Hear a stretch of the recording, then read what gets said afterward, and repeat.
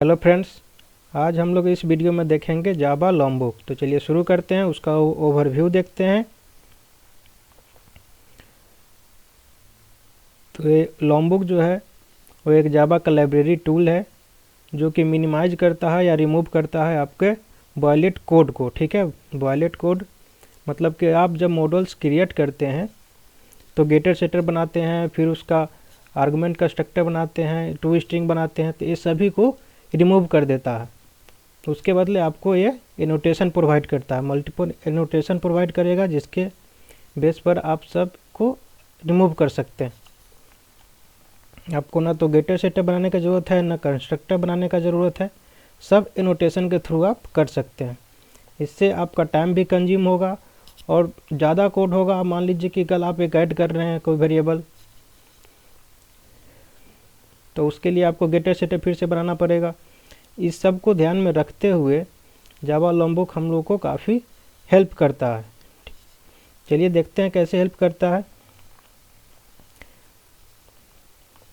तो यहाँ पर देख सकते हैं एक छोटा सा प्रोजेक्ट है, मेरा एग्जाम्पल है, इसको रन कराते हैं।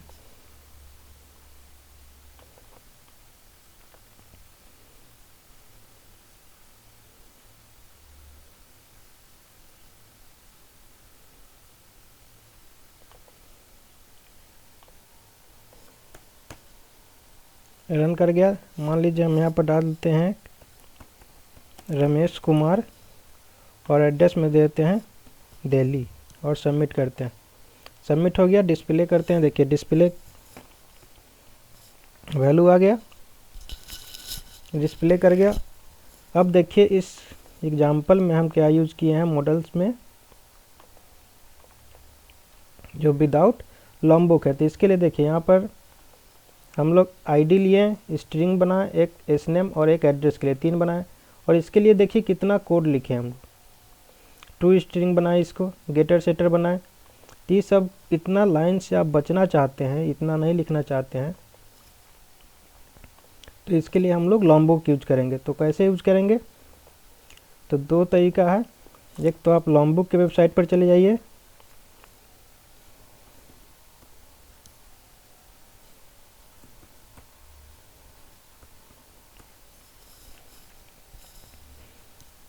लॉम्बुक के वेबसाइट पर चले जाएँ। उसके बाद यहाँ पर देखिए इंस्टॉल लिखा हुआ है, ठीक है, इंस्टॉल पर क्लिक कीजिए। और यहाँ पे आप कौन सा टूल्स यूज करना चाहते हैं प्रोजेक्ट में, जैसे मेवन के लिए, ग्रेडल के लिए, तो हम यहाँ पर मेवन यूज कर रहे हैं, तो हम मेवन पर क्लिक कर देंगे। तो यहाँ पर देखिए यहाँ पर आपको डिपेंडेंसी मिल जाएगा। और हाँ, ये जो है JDK 8 के पहले का है, JDK 8 तक आप यूज कर सकते हैं इसको। अगर आपके पास JDK 9 है से ऊपर का वर्जन है तो आपको एक और एनोटेशन आपको यहाँ पर यूज करना पड़ेगा। तो हम इसको क्या करते हैं, कॉपी कर लेते हैं और अपने प्रोजेक्ट में ऐड कर देते हैं। तो चलते हैं pom.xml में और यहाँ पर डिपेंडेंसी में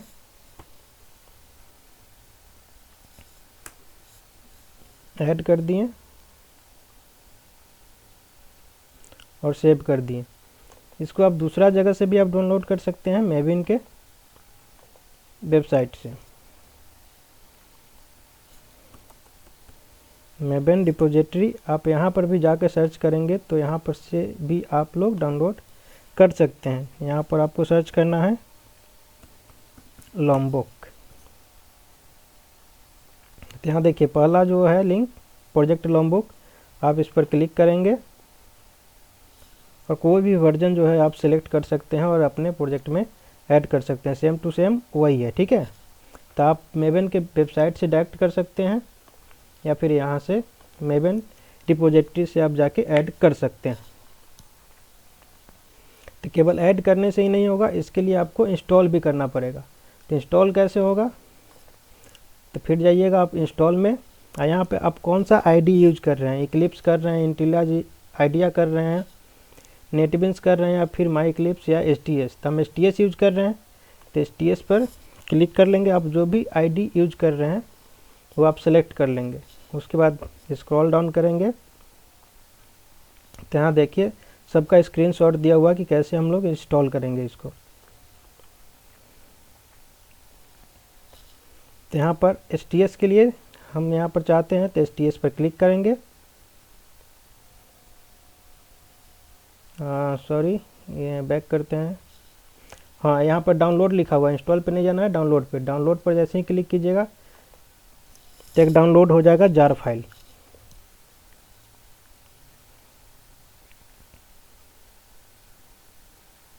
हमने ऑलरेडी इसको डाउनलोड कर रखा है, तो हम आपको दिखाते हैं। यहाँ पर है लॉन्गबुक। तो आप जब आप डाउनलोड हो जाएगा तब आप इसको रन कराइएगा।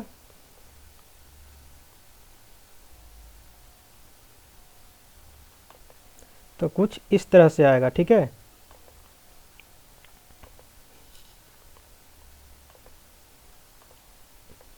तो ये जो है से आपका IDE का पाथ जो है सो सर्च करेगा। देखिए सर्च कर रहा।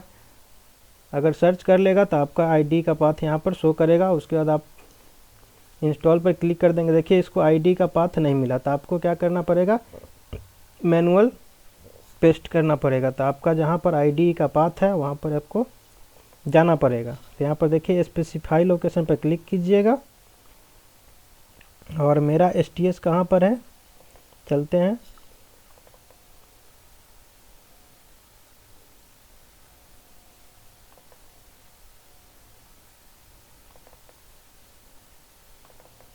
देखिए मेरा STS यहाँ पर है, इसको हम लोग सेलेक्ट कर लेंगे। तो देखिए यहाँ पर पाथ आ गया।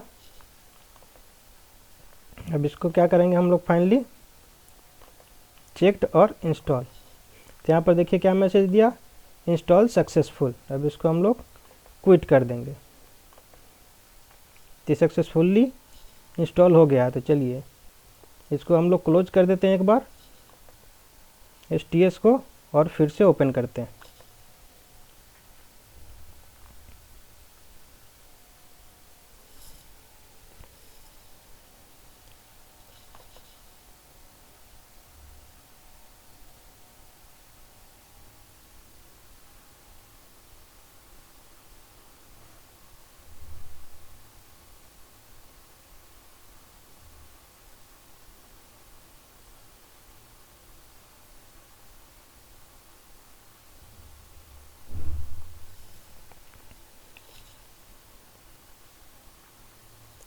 हो गया ओपन। अब देखिए क्या करते हैं हम इसको, यहाँ जो हम लोग का मॉडल्स था, इस यहाँ पर सारे गेटर सेटर जो भी बनाए थे हम कंस्ट्रक्टर, सभी को रिमूव कर देते हैं, ठीक है।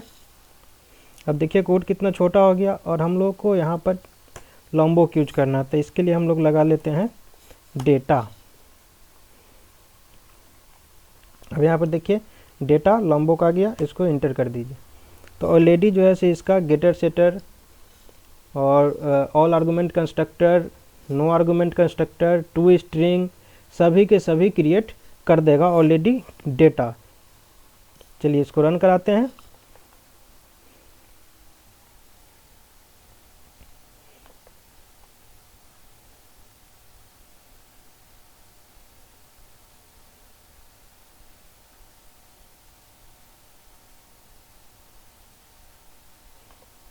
चलिए स्टार्ट हो गया।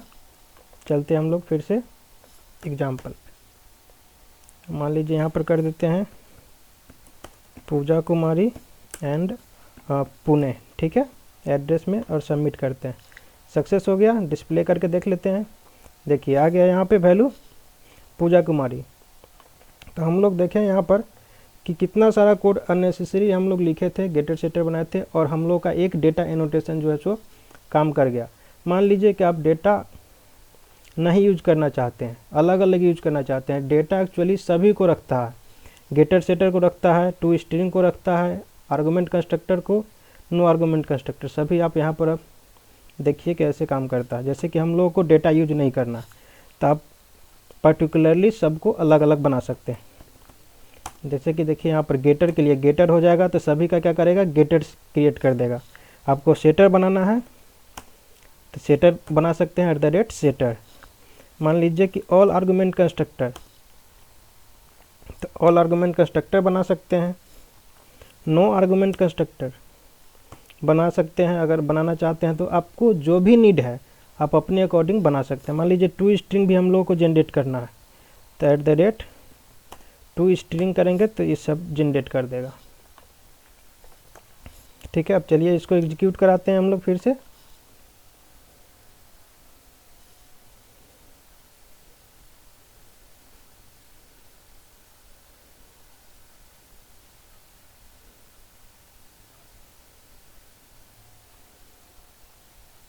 चलिए हम लोग आ जाते हैं फिर से यहाँ पर। हम मान लीजिए हम दे देते हैं ज्योति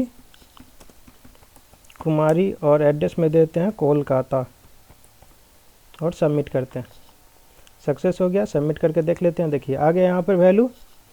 तो आप क्या कर सकते हैं कि एट द रेट डेटा भी लिख सकते हैं या फिर आप अलग अलग भी लिख सकते हैं, क्योंकि डेटा जो है वो सभी को रखता है, सभी को अपने अंदर इनहेरिट करके रखता है। तो देखिए कितना कोड आपका लेस हो गया है। तो इससे आपको फ़ायदा होगा। और सबसे बड़ी बात कि ये तभी एग्जीक्यूट करता है जब आप रन कराते हैं, अदरवाइज ये स्पेस आपका नहीं लेता है। ये रन टाइम एग्जीक्यूशन होता है। देखिए गेटर सेटर तो आप जानते हैं कि गेटर सेटर के लिए getter setter all argument constructor, यानी कि आर्गुमेंट कंस्ट्रक्टर विथ पैरामीटराइज। ठीक है, हम आपको बता देते हैं। जैसे कि ऑल सोर्स में जाते हैं, यहाँ पर बनाते हैं जनरेट कंस्ट्रक्टर यूजिंग फील्ड्स। ठीक है, जो जनरेट करते हैं यहाँ पर इतना सारा, उसके बदले आप एक लाइन लिख दीजिए ऑल आर्गुमेंट कंस्ट्रक्टर। ये सेम काम करता है। ठीक है, अब बताते हैं आपको।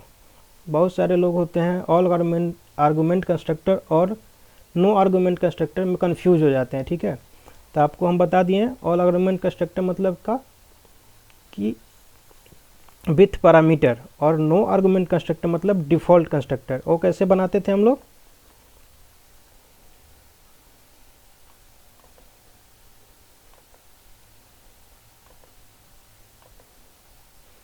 यहाँ पर देख सकते हैं।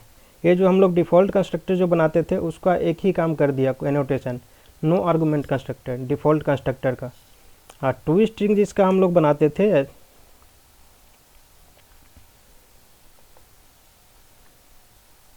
जैसे कि यहाँ पर देख सकते हैं टू स्ट्रिंग बनाते थे।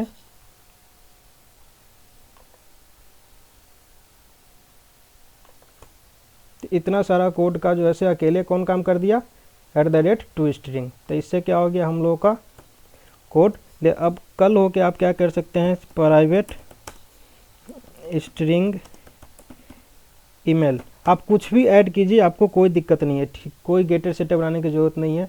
आप जो है सो डायरेक्ट एनोटेशन यूज कर सकते हैं। ठीक है, अगर सब बनाना है तो आपको डेटा यूज कर लेना है। तो आपने देख लिया इस वीडियो में कि लॉन्गबुक जो है हमारे प्रोजेक्ट के लिए कितना हेल्पफुल है। तो अब आगे से आप लोग प्रोजेक्ट करेंगे तो उसमें लॉन्गबुक का ज़रूर इस्तेमाल करें। ठीक है, इससे आपका बहुत हेल्प मिलेगा, कोड भी कम जाएगा और आपको रीडेबल में काफ़ी सहूलियत होगा। ठीक है, तो इस वीडियो में इतना ही। देखते हैं नेक्स्ट वीडियो।